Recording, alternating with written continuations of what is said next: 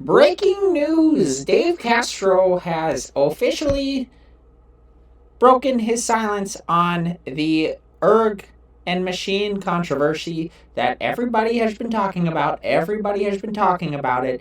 Mason Startup posted a video on Hillerfit about machines, and TTT talked about that video, and Sevan has been talking about it on his podcast, and everybody's been talking about machines and how it's been corrupting. But now we have the guy who's the genius. Everyone says he's the best at programming, including Sevan, including Hiller. Everyone says he's so good. So here's what he has to say about the programming here. So Mason Startup, Hiller, Sevan, everybody listen up, because the king is about to speak. Here we go.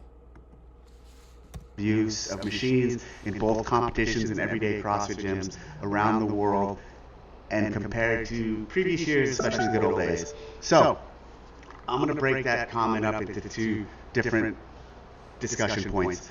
One is the methodology, and one is the sport of fitness and the test of fitness. And so let's tackle the sport and the test of fitness first. And so they're saying, are machines overused?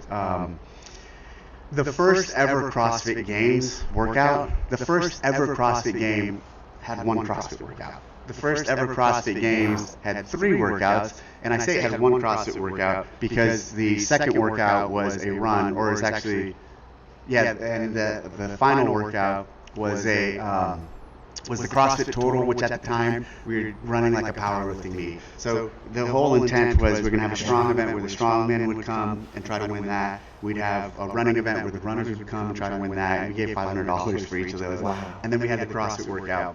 And the first ever CrossFit Games CrossFit workout started with a row, and it had a machine. Wow. And the row was row 1K. So the first year, right away, I mean, machines were in the games.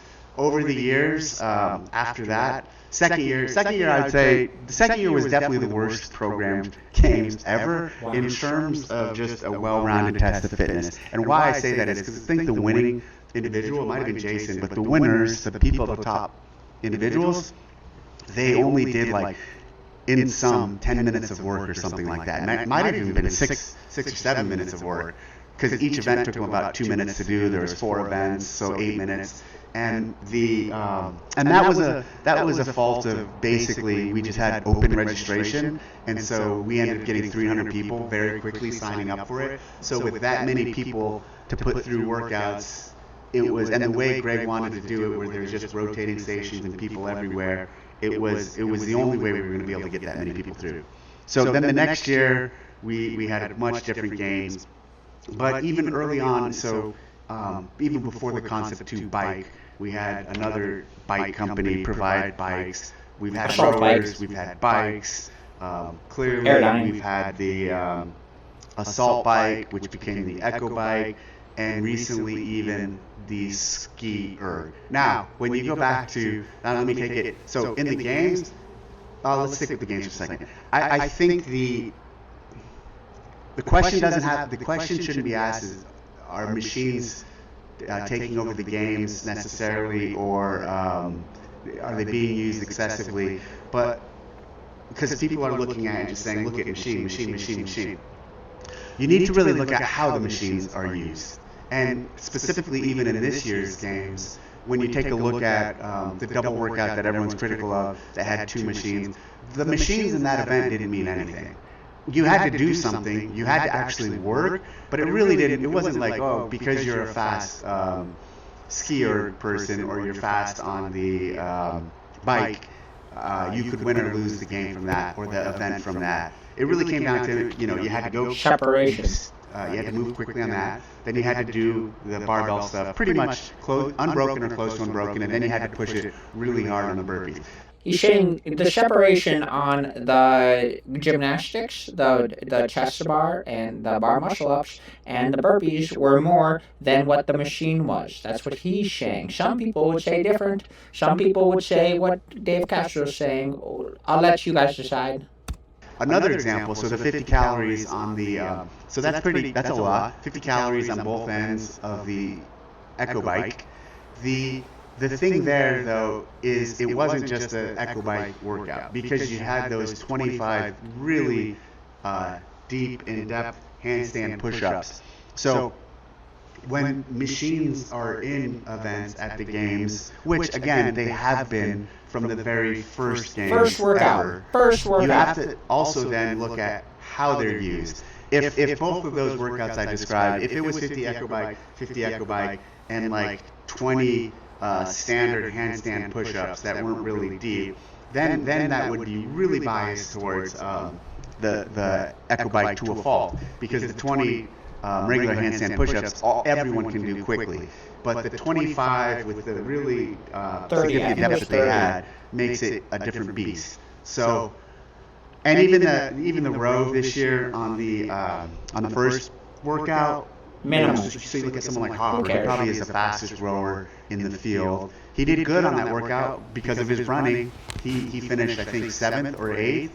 But Jeff Adler, who is like viewed as the fastest runner in the field, won that. And Tia, who is definitely the fastest runner in the field for the women, she won her heat. So there was a machine component, but it didn't dominate the overall the event or skew. You had to work, and you had to you had to earn it. But so I think the question isn't how many machines are used. The question is, how are the machines used? Oh.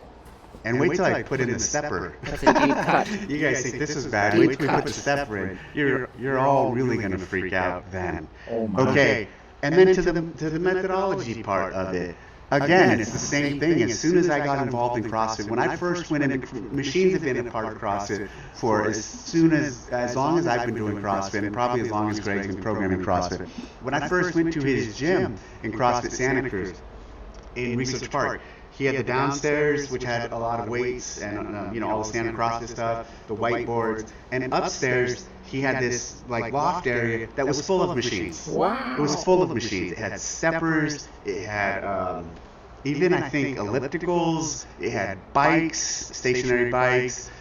He obviously had rowers. And Greg used to always talk next to the rower. His second favorite piece of equipment was the Airdyne, which Eric Preston heard at some point. Eric Preston, who works for us at CrossFit. And then he eventually went and talked to Roger from Assault Bike. He wasn't running Assault Bike at the time. He had Lifetime Fitness, I think it was, some company. And told him he should make this for CrossFit. And he did, and the rest is history. So the machines and the elements were always part of CrossFit. Those elements were always part of CrossFit for as long as I've been around and can remember. So for the methodology piece, I think machines are great.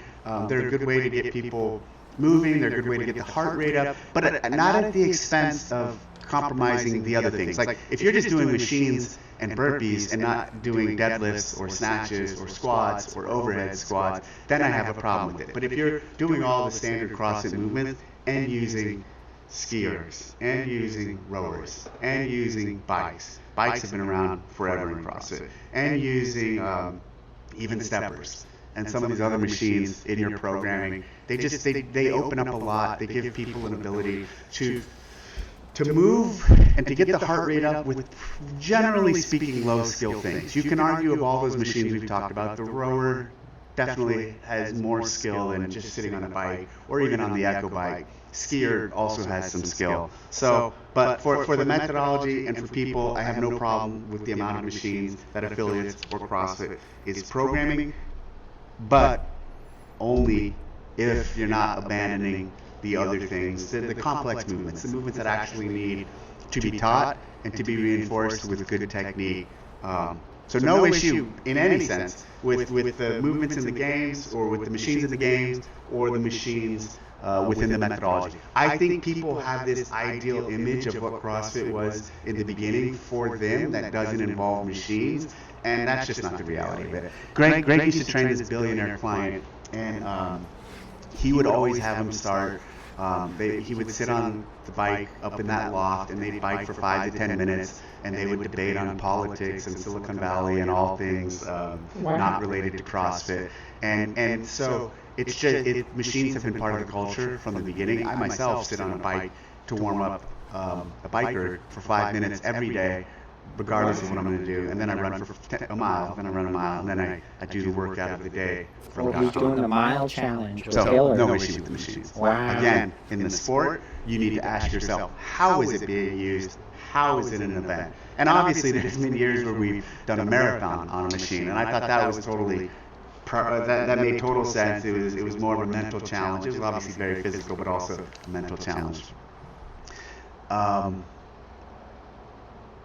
sure you want to, at Ryzen Fit 22, I'm sure you want to answer, are all divisions going to run simultaneously through? All right, team. Well, that is Dave Castro's response. Now, my question is for you and for all the viewers out there, including Mason Startup and Sevan and all the people. What do you think after Castro's response? Has it changed your mind? Do you think differently? Do you think the same? And why? Okay, well, that's the video. That's my response. I don't really have any thoughts. I'm just a dumbbell. But that's what Dave Castro has said, and that's what Mason Startup and all of them started talking about, and that's why Dave is talking about it now. So that's why this all happened. Okay, bye-bye.